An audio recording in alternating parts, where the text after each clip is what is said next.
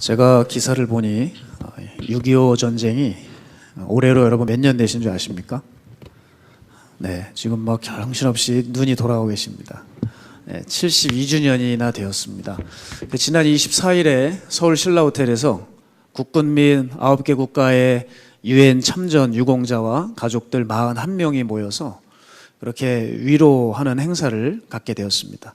제가 그 행사를 보는 가운데 인상 깊었던 것은 뭐냐면 6.25 전쟁에 참전했던 캐나다인이 있어요. 로널드 존 포일 씨라는 분인데 이분이 이런 말씀을 하시더라고요. 서울 교통체증에 눈물이 다 났습니다.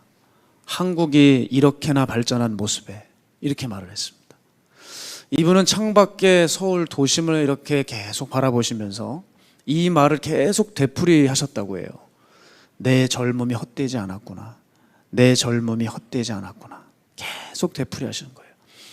이분은 캐나다에서 17세 소년으로 이 한국 전쟁에 참전을 하셨는데 어느덧 벌써 이렇게 쇠하고 가냘퍼진 88세의 노인이 되셔서 한국을 다시 찾게 된 거죠. 그분이 이렇게 또 덧붙였습니다.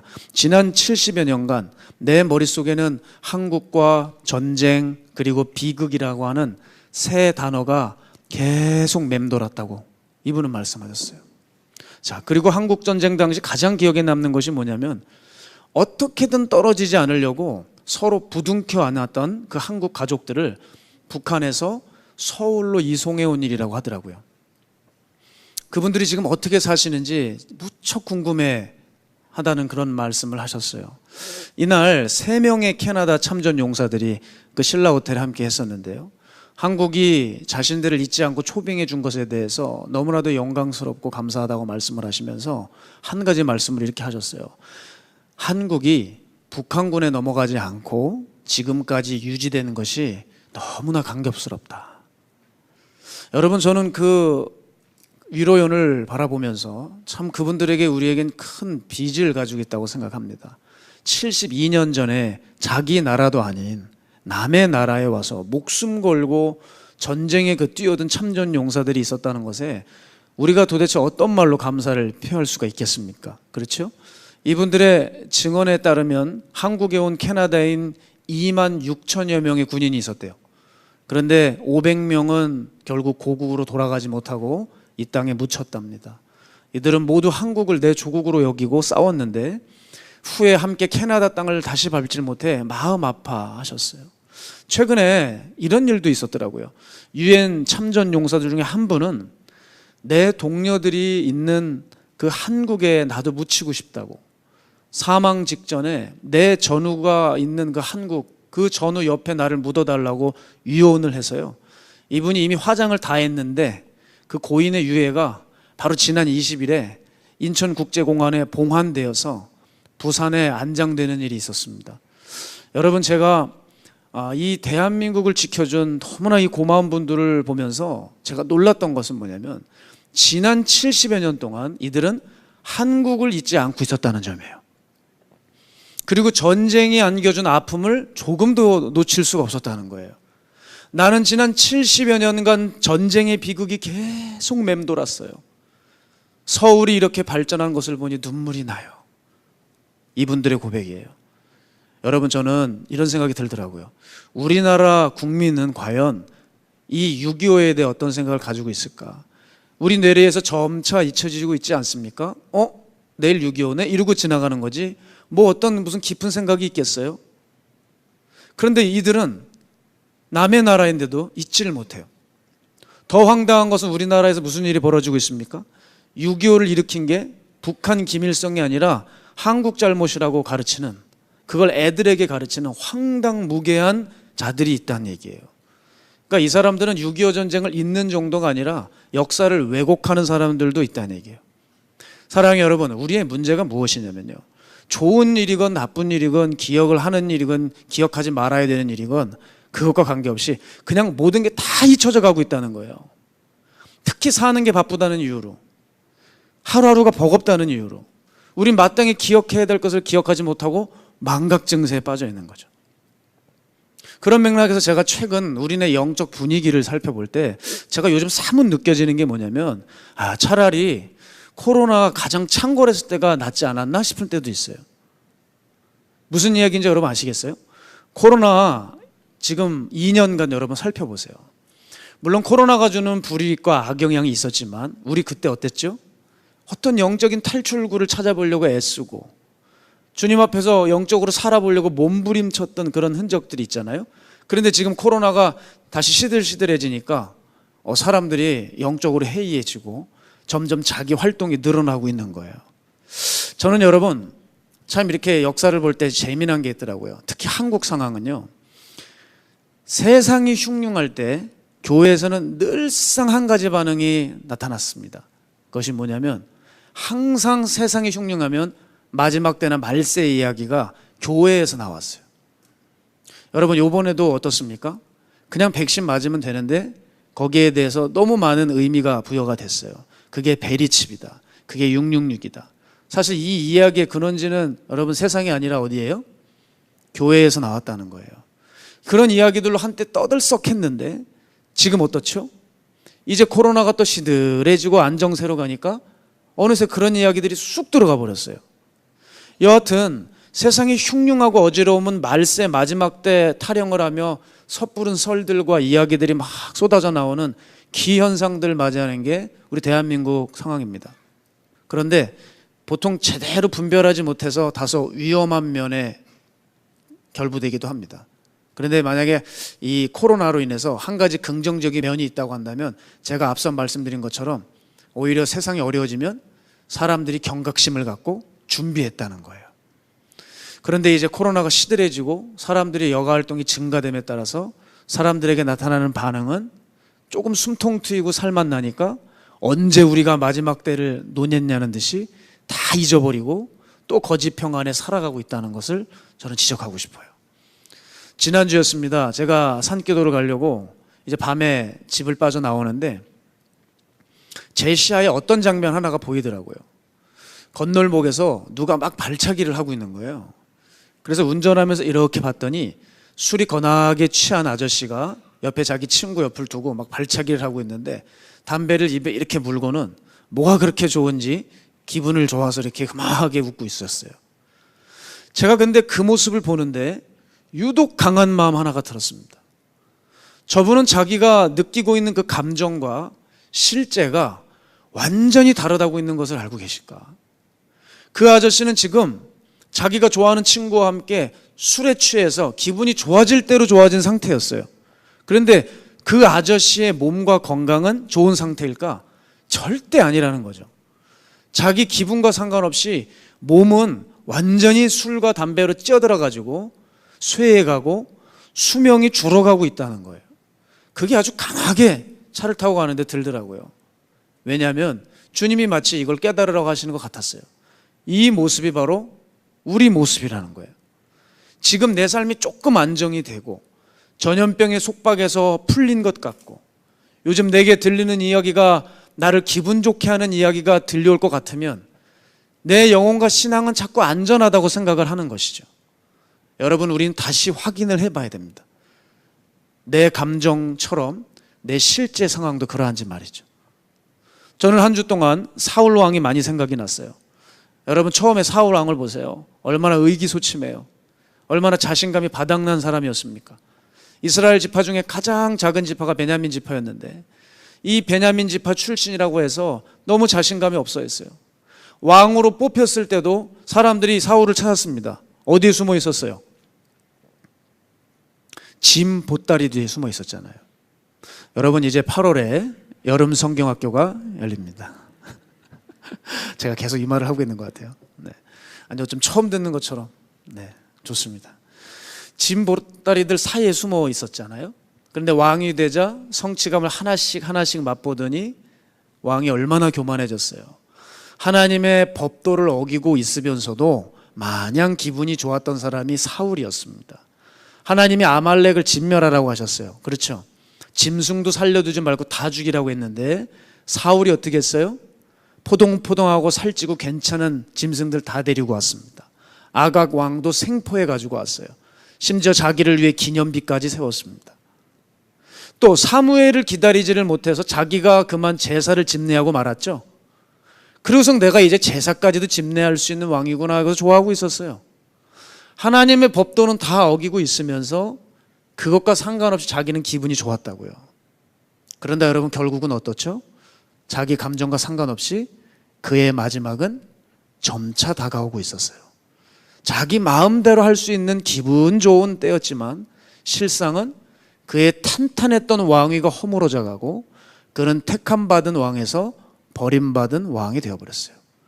여러분, 지혜로운 사람은요, 자기 현재 상황과 관계없이 자기 마음과 주변을 살펴서 하나님께 범죄한 것이 없는지 점검하는 사람이에요. 그게 여러분이 되시길 축복합니다. 욥처럼요. 자기 아이들이 생일을 맞은 거예요. 그럼 생일 잔치 때 실컷 놀지 않겠습니까? 근데 노는 것을 끝나자마자 아들을 하나씩 불러서 성결하게 하고 다시 번제를 드리는 거예요. 왜냐하면 이 아들이 자기 생일에 하나님 앞에 무슨 죄를 졌을까 봐. 이렇게 철저했던 것이 바로 욥이죠. 욥기 1장 5절 우리 함께 읽어볼까요? 시작. 그들이 차례대로 잔치를 끝내면 욥이 그들을 불러다가 성결하게 하되 아침에 일어나서 그들의 명수대로 번제를 드렸으니 이는 욥이 말하기를 혹시 내 아들들이 죄를 범하여 마음으로 하나님을 욕되게 하였을까 함이라. 욥의 행위가 항상 이러하였더라. 아멘. 이것이 바로 지혜로운 사람 아니겠어요? 근데 이런 사람이 몇 대일까요? 사람들은 자기의 영혼의 상태를 너무 쉽게 점쳐요. 그러나 자기 예상과는 완전히 빗나가버린 영혼의 결국을 맞이해서 처참한 상황에 처할 사람들 왜 없겠습니까? 전혀 예상하지 못한 때에 우리는 화를 맞을 수 있습니다. 그럼에도 불구하고 심판의 날이 다가오고 있는데 만사태평한 거예요. 자, 그런 의미에서 오늘 본문에 보게 되면 우리가 잘 아는 예수님이 하신 비유가 나와요. 지혜로운 5처녀와 어리석은 5처녀가 나옵니다. 여러분, 이 두 그룹을 가르는 기준이 무엇인 줄 아세요? 지혜와 미련함에 가르는 기준 혹시 아시는 분? 여러분, 잠이 아니에요. 본문을 보시면요, 둘 다 잠을 잤어요. 5절을 볼까요? 신랑이 더디옴으로 다 졸며 잘세. 지혜롭다고 여기는 기준이 누가 잠 안 자고 철화했느냐, 그게 아니라요, 지혜롭다고 여기는 기준은 잠이 아니라 누가 미리 준비했느냐인 거예요. 이 비유의 핵심은 주신 기회 앞에서 누가 미리미리 준비해서 혼인잔치가 열릴 때, 문 열렸을 때 누가 못 돌아가지 않고 들어갈 수 있느냐, 누가 미리 준비해서 신랑과 함께 혼인잔치 들어가느냐가 관건인 거죠. 여러분, 왜 10처녀 중에서 어리석은 5처녀가 되어버렸다고요? 왜 되어버렸습니까? 그들은 미리 준비하지 않았고 자신이 기름이 없는 것을 늦게 깨달았어요. 그래서 그제서야 동네로 사러 갔습니다. 그때 여러분 성경이 뭐라 그래요? 10절 보면 그들이 사러 간 사이에 신랑이 오므로 준비하였던 자들은 함께 혼인잔치에 들어가고 문은 닫혔다. 지혜로운 처녀, 어리석은 처녀 둘 다 잠에 들었지만 누가 평소 기회를 놓치지 않고 준비할 수 있었느냐에 따라서 운명이 갈렸다는 거예요. 여러분, 우리도 마찬가지입니다. 신랑이 온다는 소식이 점점 들려오시죠? 신부들에게는 기쁨이 되겠지만 들러리들에게는 고통이 되는 그 심판날이 여러분 다가오고 있다는 것을 수없이 듣고 계시죠? 그러면 여러분 바로 오늘 준비하셔야 돼요. 오늘 바로 믿고 행하는 거예요. 그렇게 거룩과 순종의 기름을 잘 준비한 자들은 천국에 들어가고 구원을 얻습니다. 그런데 사람들은 이 기름을 준비하지 못한 5처녀의 이야기는 지금처럼 재밌게 들으시고 그들을 딱하게 여기지만 정작 나 자신은 삶 속에서 기름을 준비하지 않고 있어요. 아직은 신랑이 오지 않고 있어 하면서 생각하고 평안해하는 거예요. 나 정도는 충분히 들림받을 수 있다고 착각하는 거죠.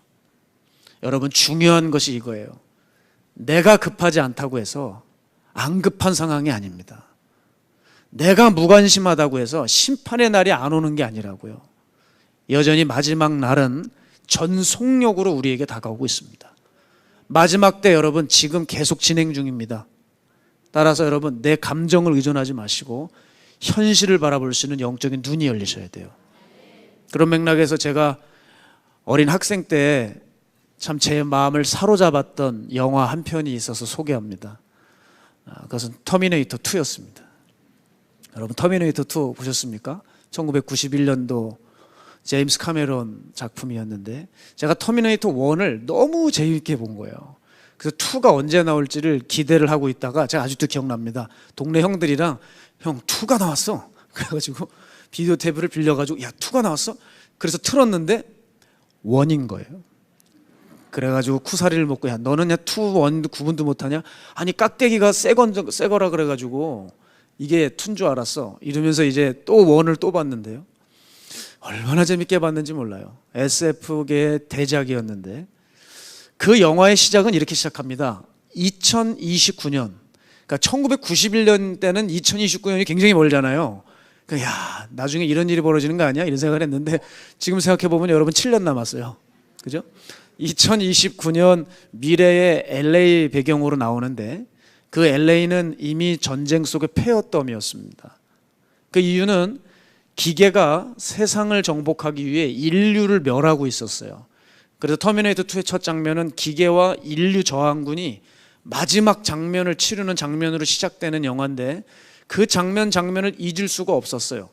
그런데 지금 이렇게 장성해서 목회를 하고 있는데 어느 날 제가 갑자기 터미네이터 생각이 나면서 섬뜩해지는 날이 있었습니다. 왜냐하면 어느새 자고 일어났는데 세상이 갑자기 4차 산업혁명을 얘기하면서 AI 로봇의 시대가 도래했다는 거예요. 물론 여러분 기계가 세상을 정복하는 그런 일이 쉽게 일어나지는 않지만 이상한 게 예전 영화에서나 나올 법한 로봇에 대한 시나리오가 사회에서 화두를 일으켰어요. 여러분 드론 아시죠? 그 드론이 여러분 사진 찍어주는 게 아니라 사실 어디서 쓰이죠? 군대에서 쓰이잖아요. 그 무인 드론이 살상 무기로 지금 사용되고 있는 것을 보면 예사롭지 않았습니다. 이거 자칫 잘못하면 이 세상이 영화처럼 되어가고 있는 거 아니야? 이런 생각이 들더라고요. 근데 여러분 제가 이런 생각이 무리스러운 게 아닌 게 전문가들도 다 그렇게 예측을 하고 있더라고요. 정말 영화가 아니라 현실이 되어가고 있답니다. 이제 우리가 AI와 경쟁하는 것은 더 이상 공상과학 영화에 나오는 소재가 아닙니다. 실제로 거대 기업들과 자본가들이 이 AI 분야의 연구소들을 다 매수하고 있어요. 지금 은퇴했지만 구글 창업자인 그 레리 페이지도 이미 몇 년 전에 유능한 AI 개발자를 고용했죠. 이들은 지금 단순 투자 정도가 아니고 인생을 걸고 AI 시대를 만들어가고 있는 거예요. 그리고 강대국들은요 이미 전장의 무인화를 시작한 지 오래입니다. 최근에 너무 놀라운 게 이 나라들별로요 육군, 해군, 공군, 육해군 킬러 로봇 만들 준비가 본격화되면서 지금 경쟁을 벌이고 있어요. 나라별로. 그러니까 전쟁터에 사람 군인이 나오는 게 아니고 이제 킬러 로봇이 나와서 전쟁터에서 사람을 죽이는 거죠. 그래서 여러분 잘 아시는 테슬라의 창업자인 일론 머스크를 비롯해서 26개국 AI 과학자들이 100여 명이 모여서 이 로봇 무기 개발을 금지하는 내용의 공동서한을 유엔에 보냈습니다. 그리고 제가 자료를 찾아봤더니 일론 머스크가 이미 2017년에 의미심장한 발언을 했더라고요. 로봇이 길거리에 나가 사람들을 죽이는 것을 보기 전까지는 사람들이 별로 반응이 없을 겁니다. 안전한 AI가 개발하게 될 확률은 5에서 10%에 그친대요. 이 말을 뒤집으면 뭐냐면 로봇이 인류를 위협하게 될 확률이 90에서 95%에 달하게 된다는 말이에요. 여러분 저의 무리스러운 추측이 아니라 영화 터미네이터와 비슷한 일들이 생길지도 모른다고 하는 우려의 목소리가 지구촌 곳곳에서 생겨나고 있다는 거예요. 그런데 여러분 제가 길게 설명한 것 같지만 제가 주목하고 싶은 건 바로 이겁니다. 작년까지만 해도 AI에 대한 관심사가 한국 국민들이 급증했어요. 그래서 AI가 도래하면은 우리 인간 수명이 늘어나겠구나. 혹은 또 AI 시대가 도래하면은 이게 사람들의 일자리를 빼앗기고 로봇이 그 자리를 대체해서 노동시장에 변화가 생기겠구나. 뭐 여러 가지 전망이 있으면서 우려의 목소리도 많았거든요. 그런데 신기한 게 있어요. 어느새 올해 들어서면서 AI에 대한 흥미가 확 줄고 그것에 대해서 반발하지 않고 있다는 거예요. 여러분 저는 참 이게 너무 충격적이에요. 내가 AI에 대해서 흥미가 없을지라도 그 AI에 대한 연구가 멈춥니까? 계속됩니까? 계속되는 거예요. 이게 신앙이랑 똑같다라는 얘기죠, 여러분. 자, 우리 한국만 봐도요, 지난 시간 동안에 한국이 얼마나 북한에 대해서 비핵화니 종전이니 얘기를 많이 했습니까? 정말 많은 분들이 지금 이런 평화 모드인데 북한이 몰래 핵무기를 개발하겠어? 이런 얘기를 했지만, 여러분, 또 그때 당시 이 북한과의 평화 모드에 대해서 반대 의견을 내놓기라도 한다면 사람들이 얼마나 정치적 색깔론으로 해석하고 이거 이념 전쟁이라고 하면서 왜 평화 모드에 찬물을 끼얹으냐 하면서 묵살했던 적이 많았거든요. 그런데 여러분, 실제 결과가 어떻게 됐냐? 충격적이죠. 지난 4월 25일에 제가 4월 24일에 부임했어요.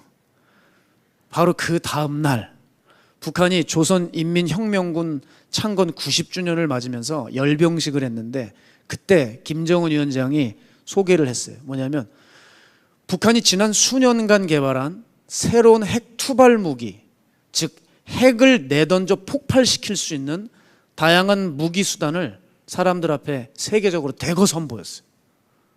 보십시오. 한국이 안전하다고 평화롭다고 말하고 있을 때 그들은 실제로 무기 개발에 심혈을 기울여서 다시 미사일 도발을 우리에게 하고 있고, 이제 우리 머리 위로 쏘아 올릴 미사일 수단을 만들고 있는 것입니다. 여러분, 저는 정치 얘기하는 게 아니에요. 이건 지금 실제로 벌어지는 일이에요. 사람들이 설마 이런 일이 있겠어?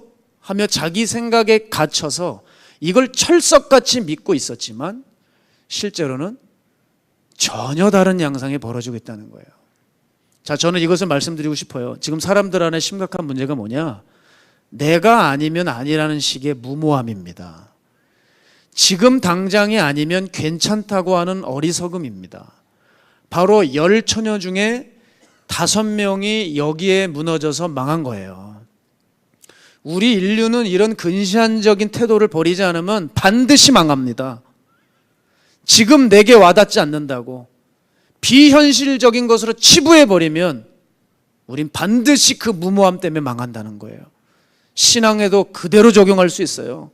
사람들이 자기가 안전하다고 하고 자기 생각이 맞다고 하고 난 구원받았다고 하고 가열차게 판단을 내리고 있지만 사실상 우리를 심판할 그 미래가 초고속으로 우리에게 다가오고 있다는 사실입니다. 여러분, 그렇기 때문에 우리는 구원받았다고 지금 여유 부르고 있을 때가 아니라 내 삶에 한층 더 지옥이 가까이 오고 있음을 알아서 근신하고 깨어 있으셔야 합니다. 여러분, 때가 악해요. 전신갑주를 취하셔야 돼요. 저는 근데 그 전신갑주가 너무 추상적으로 교회 안에 퍼져 있는 것 같아요. 첫 번째 전신갑주는 어디에 입혀야 되는 줄 아세요? 우리 생각의 전신갑주를 입혀야 돼요. 내 판단의 전신갑주를 입혀야 돼요. 복음으로, 믿음으로, 삶으로, 하나님의 성경의 기준으로 전신갑주를 입히지 않는 한 내 멋대로 함부로 내 영혼과 이 시대를 판단하고 분별해서 아주 폭망하고 많은 일을 경험할 수 있습니다. 마지막 때는 여러분 언제 오지도 아니고요, 이미 좀 끝나가나도 아니고요, 이미 들어서서 한참 진행 중입니다. 제가 세상과 교회에 대해서 나름대로 목회자니까 분석을 하지 않겠어요. 근데 교회에 대한 아쉬운 점, 우리들이 빨리 시정해야 될 문제가 뭐냐면 현실 감각이 너무 떨어진다는 거예요. 세상은 현실 감각이 뛰어나요. 현 상황의 분석 능력이 뛰어나요. 그래서 세상은 교회를 어떻게 하면 쥐락펴락할 줄 알고 있어요. 그런데 교회는 현실 감각이 너무 둔해요. 성경을 보는 건 좋은데 너무 자기 생각에 매몰돼서 갇혀서 성경을 바라보고 그 속에 묻혀 살아요. 또 대다수 교인들은 자기 생각에 갇혀 살기 때문에 오히려 죄를 짓고 있죠. 그런데 죄를 버리고 끊지도 못하면서 기독교의 은혜를 얼마나 남용하고 있는지요, 자신에게 그 하나님의 은혜를 운운하면서 자기에게 면죄부를 자꾸 줘요. 난 용서받았어. 나는 씻김 받았어. 난 예배드리고 있어. 난 지금도 기도하고 있잖아. 이런 식으로 생각에 갇혀서 지금 현실 감각이 너무 무뎌서 가상현실에 살고 있는 분들이 너무 많습니다. 사랑하는 여러분, 마지막 때는 지금 진행 중입니다. 여러분, 지금 우리의 삶이 안정적으로 됐을지라도 우리가 절대 경각심을 놓쳐서는 안 돼요. 저는 늘 마지막 때를 주장할 때 꼭 이 말씀을 드려요. 그런데 왜 사람들이 이렇게 마지막 때를 준비하지 못하고 있을까? 그거는요, 마지막 때 같아 보이지 않아서 그렇습니다. 자, 여러분, 사람들이 만일 마지막 때가 왔는데 정말 막 기막히고 무서운 일이 빵빵 터져봐요. 그럼 어떨까요? 마지막 때구나 하면 준비하고 깨어 있겠죠. 그런데 사단은 고단수잖아요. 마지막 때가 왔을 때 이미 시작이 되어가고 있고 이미 한참 진행이 됐는데, 여러분, 제가 사탄이라면 이게 마지막 때라고 하는 징조를 빵빵 보여주지 않을 것 같아요. 그래서 이미 마지막 때가 찾아왔는데도 그냥 뭐 늘 똑같은 그런 상태니까 사람들이 전혀 마지막 때에서 준비를 하지 않게 만든다는 것이죠. 저는 마지막 때를 보면 꼭 영화 예고편 같아요. 영화 예고편. 예고편 보세요. 사람들을 보게 하려고 강렬한 것만 딱딱 편집하잖아요. 네? 그런데 막상 영화를 보면 어때요? 막 처음부터 스펙타클합니까? 대단합니까? 그러지 않죠. 심지어 어떤 영화는 예고편이 본 영화보다 더 재밌다고 말하는 사람들도 있습니다. 그런데 여러분, 이제 마지막 때는 개봉이 되어 한참 상영 중인 거예요. 사단은 너무나도 우리의 심리를 잘 알아서 마지막 때 같아 보이지 않게 사탄이 꾸며대고 있습니다. 그래서 우리의 눈을 철저하게 가리고 귀를 막으려고 해요. 사단이 이 마지막 때 사람들을 준비시키지 못하게 하는 그 무기가 있어요. 그게 뭐냐면 삶을 불편함 없이 원만하게 만들어버리게 합니다. 그래서 마음이 편안하게만 하면 영락없이 마지막 때를 생각할 수 없게 되는 것이죠. 그런데 기억하셔야 됩니다. 소돔과 고모라 때의 롯은요, 이 다급한 이 소돔과 고모라의 다급한 소식을 알리는 이 천사들이 방문하기 전날까지도 롯은 굉장히 느긋했어요. 천사들을 통해서 소돔과 고모라가 이제 멸망당할 것이라고 하는 아주 불편한 소식을 들었을 때도 롯은 움직일 수가 없을 정도로, 롯의 마음은 그 정도로 여유로웠어요. 그러나 심판은 바로 가차이에 다가온 것이죠. 사랑하는 여러분, 오늘 바라기는 우리의 영적 감각이 살아나길 원합니다. 지금 사단이 내 삶에 형통을 줄 수 있어요. 안정세를 줄 수 있어요. 거짓된 안정감과 평안을 줄 수 있어요. 이때 우리가 영적으로 깨어나지 못하게 잠들게 할 수 있으니 얼마든지 지금 내 생각과 현실은 다를 수 있음을 잊지 마시고 마지막 때를 철저히 준비해야 될 줄로 믿습니다. 마음 풀지 마세요. 점차 그날이 다가오고 있어요. 저는 여러분, 이때 과연 무엇을 어떻게 준비하고 살아야 될까, 이것을 여러분과 한번 나눠보고 싶었습니다. 그때 저는 한 가지가 떠올랐어요. 그게 뭐냐면 2013년도였습니다. 샌프란시스코 공항에서 있었던 일인데, 글쎄 우리나라 아시아나 항공기가 거기에 그만 조종사 과실로 추락을 했어요. 거기에서 2명의 사상자가 나고 181명이 다치는 사고가 있었어요. 그런데 다들 외신들이나 사람들이 너무나도 놀랐던 것은 그 비행기 본체가 화염에 휩싸이는 일이 있는 대형 사고였는데 다행히도 사상자가 2명밖에 나질 않은 기적 같은 일이 일어난 거예요. 그런데 그 이유가 밝혀졌는데 그 아시아나 항공기에 타 있던 여승무원의 빛나는 활약 때문이었다는 거죠. 사람들이 다쳤으면 승무원도 다치지 않겠습니까? 그 여승무원도 사고 당시에 그만 꼬리뼈 골절을 당했어요. 근데 그녀는 승객들에게, 거기 있는 많은 외국인들에게 고! 외치면서 지금 당신들 지금 짐 챙길 시간이 아니다. 빨리 짐을 버리고 탈출해라. 나가라고 외치고, 지금 그러고 있을 때가 아니라 그것을 손에 놓고 뛰어나가라. 그렇게 외쳤고, 자신도 꼬리뼈가 골절이 된 그 몸을 가지고 부상당한 승객들을 업고 나르고 하면서 사람들을 수도 없이 살린 거예요. 그로 인해서 샌프란시스코의 영웅이라고 하는 별명을 얻게 되었습니다. 이 승무원이 나중에 기자들에게 인터뷰를 받는데 꼬리뼈를 다쳐서 앉지도 못한 채 인터뷰에 응하는 거예요. 그때 그 기자의 질문 하나가 있었습니다. 당신은 어떻게 그 긴급한 상황 속에서 그렇게 침착하게 대처를 할 수 있었죠? 그때 그 승무원은 이렇게 답했습니다. 비상 상황이 발생했을 때에 대한 훈련을 받았기 때문에 순간 머리가 명료해지면서 무엇을 해야 할지 계획이 섰습니다. 그때 무섭다거나 위험하다는 생각은 들지 않았습니다. 생각하면서 했던 행동이 아니고 자연스럽게 내 몸이 움직여졌습니다. 이 말을 한 거예요. 제가 그 인터뷰를 아직도 잊지 못하고 그 2013년도 때부터 이 이야기를 제가 가끔 하기 시작했죠. 자, 이 여승무원이 그 위기의 상황에서 많은 승객들을 살리고 정말 인명피해를 확 줄일 수 있었던 이유가 뭐예요? 평소에 늘 훈련했기 때문에 위기 상황에 딱 터졌어도 자연스럽게 몸이 움직이더라는 거예요. 여러분, 마지막 때를 살아갈 우리의 태도가 여기 있거든요.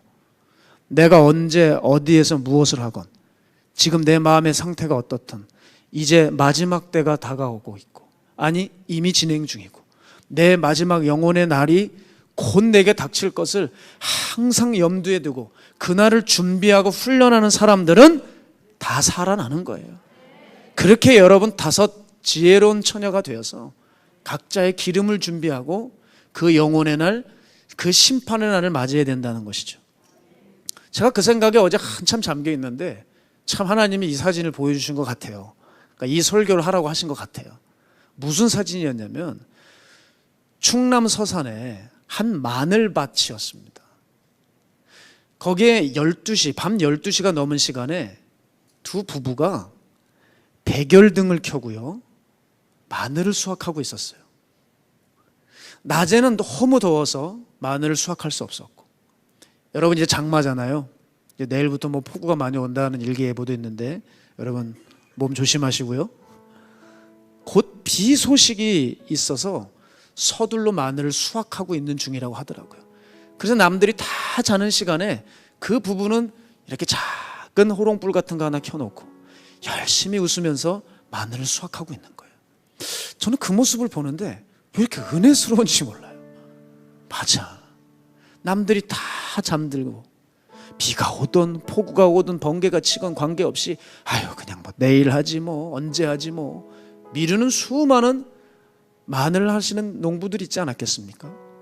근데 이 부부는 곧 비가 몰아닥칠 것을 알고 미리미리 준비하는 거예요. 우리는 왜 이 마늘보다 중요한 이 영혼을 두고 미리미리 준비하지 못할까? 저는 요즘 확실하게 제 계획을 세웁니다. 삶을 더욱 심플하게 만드는 거예요. 여러분 저를 보시려면 너무 간단합니다. 낮에 제 목양실에 제가 없으면 외부 신방을 나가는 것이고, 끝나고 나면 목양실에서 밥 먹고 또 산에 올라가서 기도하다가 그리고 집에 갑니다. 저는 너무 단순한 생활이에요. 그냥 교회 목양실, 신방, 밤에는 산에, 제가 보고 싶으면 산에 올라오시면 됩니다. 그럼 제가 기도해 드릴게요. 그리고 우리 같이 기도하다가 또 내려오고, 저는 또 하루를 살고. 이게 처음에는 굉장히 괴롭더라고요. 나는 내 시간이 없어. 맨날 단조로운 심플한 삶이야. 그런데 이게 제 영혼을 지키는 하루라는 것을 알았어요. 더욱 내 영혼을 준비시키고, 내가 이 시간에 하나님 맡기신 영혼에 대한 만전을 기해야 되겠다. 지금 굳게 마음을 먹었어요. 왜 이렇게 마지막 때에 대한 마음이 사람들은 흐트러졌는지요. 빨리 한 명이라도 더 상담해 드리고 더 기도해 드리고 이 마지막을 준비할 수 있도록 그렇게 말씀을 준비해야지. 여러분, 이 마지막 때는 어떤 특징을 가지고 있느냐면 그냥 검증되지 않은 허탄한 지식의 때라고 성경은 말해주고 있어요. 그러니까 사람들이 이 미혹에서 빠져나오질 못한다고 성경은 예언하고 있거든요. 디모데후서 4장 3절에서 4절 볼까요? 때가 이르르니 사람이 바른 교훈을 받지 아니하며 귀가 가려워서 자기의 사역을 따를 스승을 많이 두고 또 그 귀를 진리에서 돌이켜 허탄한 이야기를 따르리라. 마지막 때에 나타난 핵심 증상은 많은 이들이 허탄한 지식에 빠져 허우적거린답니다. 그런데 왜 이런 교훈에 빠진다고 성경이 감사하게도 기록해 놓았어요? 그게 뭔지 아세요? 귀가 가려워서래요. 귀가 가려워서. 이게 무슨 뜻일까요? 새 번역으로 이것을 함께 다시 살펴보겠습니다. 때가 이르면 사람들이 건전한 교훈을 받으려 하지 않고 귀를 즐겁게 하는 말을 들으려고, 이게 바로 귀가 가려워서예요. 귀를 즐겁게 하는 말을 들으려고 자기네 욕심에 맞추어 스승을 모아들일 것입니다. 그들은 진리를 듣지 않고 꾸민 이야기에 귀를 기울일 것입니다. 이게 마지막 때 나타나는 허탄한 지식의 때입니다. 서로들 자기 귀에 즐거운 이야기, 내 마음에 맞는 이야기만 들으려고 하지 절대 부담되고 마음 힘든 얘기는 들으려고 하지 않는다는 거예요. 복음 앞으로 점차 듣기 힘들어져요. 차별금지법을 우리가 반드시 기독교인들이 막아야 되는 이유는 뭡니까? 반드시 막아야 되는 이유는 우리가 죄를 죄라고 얘기할 때 법적인 제재를 받아 교회가 영적인 힘이 약화된다는 거 아니에요? 그럼 더 이상 복음을 복음답게 전하지 못해요. 여러분, 이게 마지막 때의 일입니다. 허탄한 지식들이 복음의 진리를 밀어내고 대체하는 일들이 벌어지는 것이죠. 여러분, 앞으로 가면 갈수록 진짜 복음을 말하는 설교는 외쳐지지도 않을 것이고 사람들 듣고 싶어하지도 않는 세상이 올 겁니다. 왜 성경은 그렇다고 말하고 있어요? 자기네 욕심에 맞춰서 메시지들을 세팅한다는 거죠. 여러분, 이게 마지막 때 일어나는 무서운 증상이에요. 여러분, 마지막 때가 오면 환란이 와요. 기근이 오고 지진이 오고 난리와 난리의 소문을 듣게 되고 전쟁이 벌어집니다. 그런데 여러분, 이거에 무서워 떨면 안 돼요. 이거는 재난의 시작을 알리는 그냥 자명종 같은 거예요. 이제 시작됐어 라고 하는 징조에 불과하죠.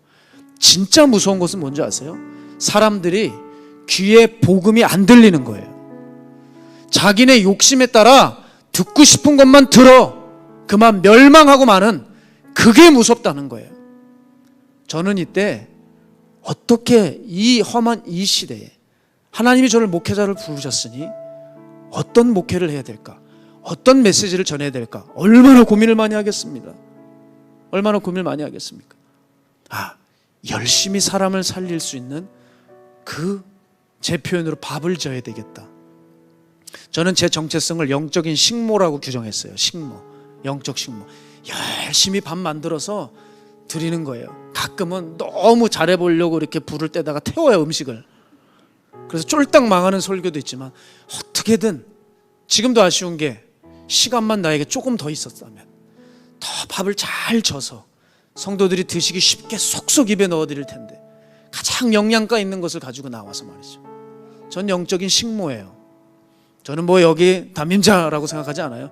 나는 밑바닥에서 여러분들 열심히 성경으로 가지고 여러분 밥 먹이는 그런 사람이라고 생각하거든요. 말씀의 밥을 얼른 지어서 만나는 사람들마다 먹여야 되겠구나. 다시 굳게 다짐했어요. 왜냐하면 이 시대는 허탄한 지식의 때이기 때문에. 여러분, 혼란스럽고 혼잡하고 미혹이 창궐한 이때에 우리는 이제 무엇을 해야 될까요? 진리의 말씀을 잊지 않는 것이에요.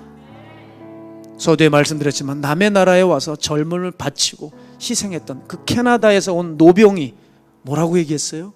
나는 지난 70여 년 동안 한국, 그리고 전쟁, 그리고 이 비극, 이 세 단어가 내 평생에 계속 맴돌았다는 거예요. 즉 잊지 않았다는 거예요. 사랑하는 여러분, 이 마지막 때에 우리가 꼭 잊지 말아야 될 태도는 뭐예요?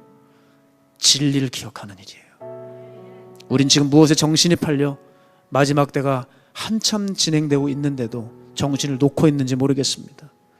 코로나가 막 창궐해가지고 전염병의 위험에 있을 때, 막 경제적으로 막 휘청휘청할 때는, 그렇게 삶이 버거울 때는 마지막 때 생각이 나다가 그걸 준비해야지 이러고 있다가 다시 삶이 평안해지고 코로나가 슬슬 풀리고 나니 언제 마지막 때였냐는 듯이 새카맣게 있고 준비를 하지 않고 있는 우리는 어리석은 그 미련한 5처녀는 아닌지 모르겠습니다.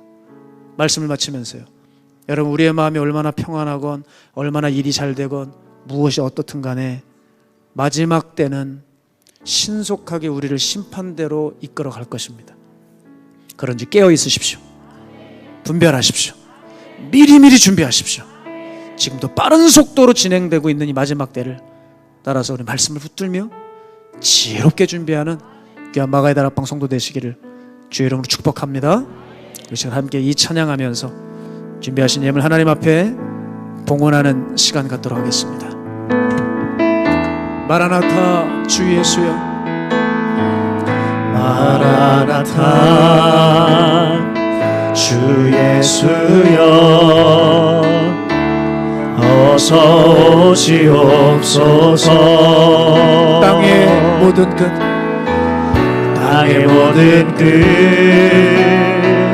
모든 족속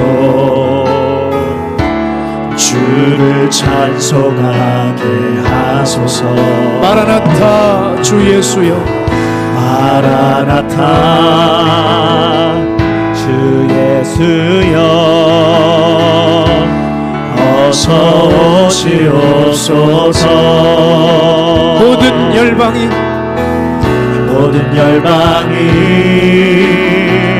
주께 돌아 춤추며 경배하게 하소서. 우리 주님 다시 오실 길을 만들자. 십자가를 들고 땅 끝까지 우린 가리라. 우리 주님 하늘 영광 온 땅 덮을 때 우리 땅 끝에서 주를 맞으리. 마라나타 마라나타 아멘. 주 예수여 오시옵소서. 마라나타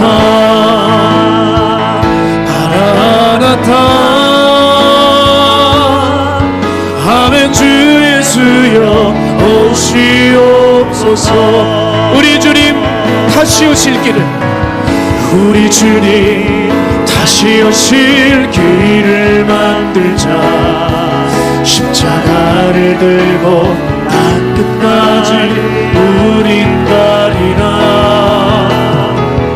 우리 주님 하늘 영광 온 땅 덮을 때 우리 땅 끝에서 우리 지혜로운 다섯 처녀가 되어 우리 등불에 기름을 준비하며 마라나타 마라나타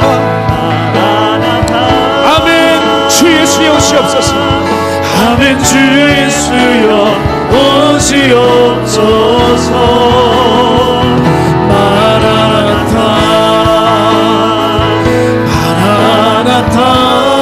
아멘.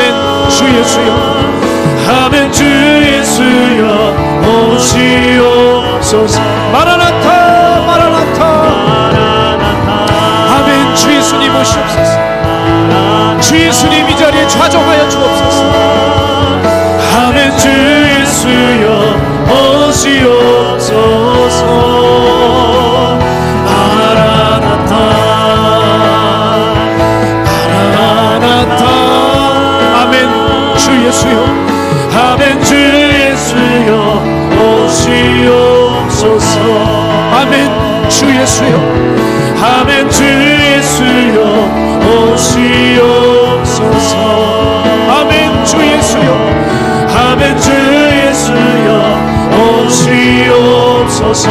우리 시간 기도하며 나갈 때 하나님 내 감정과 내 생각과 내 판단은 이제 뒤로 미루고 주님이 지금 현 상황을 영적인 눈으로 볼 수 있는 직시할 수 있는 영적인 해안이 열리게 하여 주시옵소서.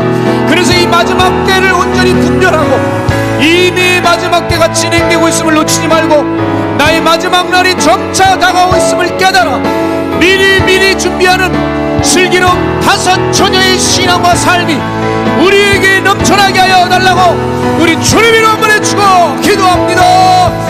주여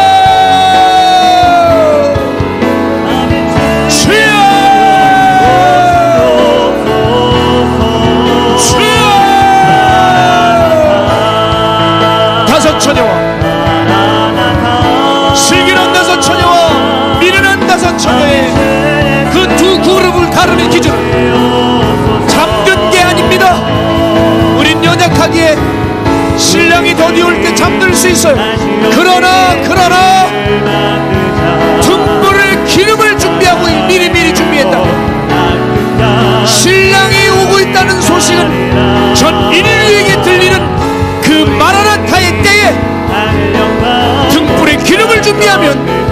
주 예수님을 맞이할 수 있습니다. 사랑하는 성도 여러분, 미리미리 준비하십시오. 이 종은 연약하고 말이 졸아요. 주님의 마음을 전달하기 부족하나 분명한 사실은 하나님의 때가 점차 다가오고 있습니다. 내가 평안하다 안전하다고 말할 그때 내 영혼의 마지막 날은 전속력으로 우리에게 다가오고 있습니다. 여러분 깨어 일어나십시오. 분별하여 일어나십시오. 미리미리 준비하십시오. 주여! 하나님, 우리는 잠자고 있습니다.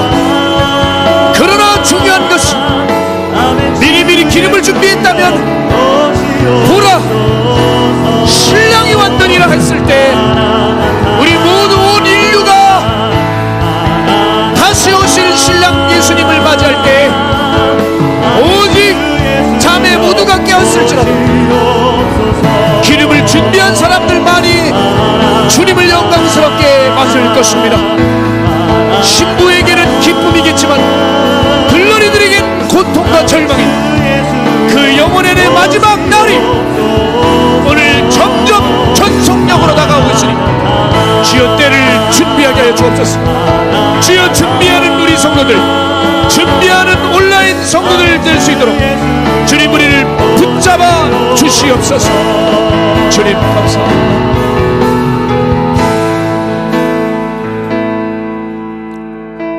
사랑하는 주님, 우리가 얼마나 지혜롭다고 하나 미련했는지 모릅니다.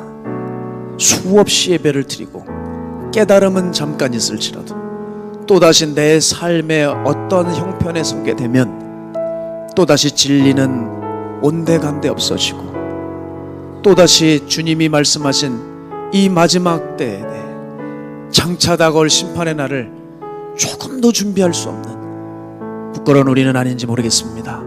주 예수님, 바라기는 이 종 힘껏 외치고 기도했으니 주님, 이 마음을 함께 공유할 수 있는 주의 성도들이 늘어나게 하여 주셔서 내 마음이 평안하다고 해서, 내가 무관심하다고 해서 심판날이 안 오는 게 아닙니다.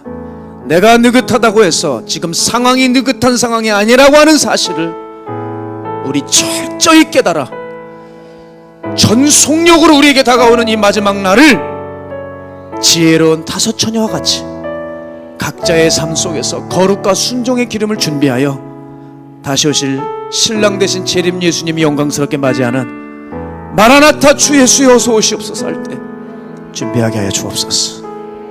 어느 날 갑자기 보라, 신랑이 왔느니라는 온 인류가 그 이야기를 들을 그때가 곧 올 것입니다.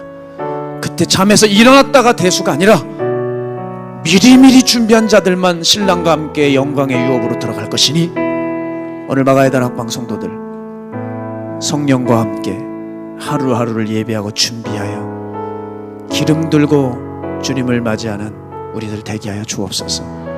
세상에 쓸데없는 것을 보다가 마치 닭이 모이 주워 먹다가 그저 도살하려고 하는 하나님 그들에게 붙들리는 그 끔찍한 일을 당하지 않게 하셔서 땅의 것을 보는 게 아니라 하늘의 것을 바라보며 창공을 나는 독수리가 되어 하나님의 말씀과 능력으로 세상을 관망하고 분별할 수 있는 지혜로운 다섯 처녀들 될 수 있도록 붙들어 주옵소서. 그 마음으로 주님 앞에 예물 올려드렸으니 주님 기억하여 주시고 흠양하여 주셔서 하나님의 눈길이 머문 곳에 온전히 다 쏟아부어 주시옵소서. 살아계신 예수님의 이름으로 감사드리며 축복하옵고 기도드렸습니다. 아멘.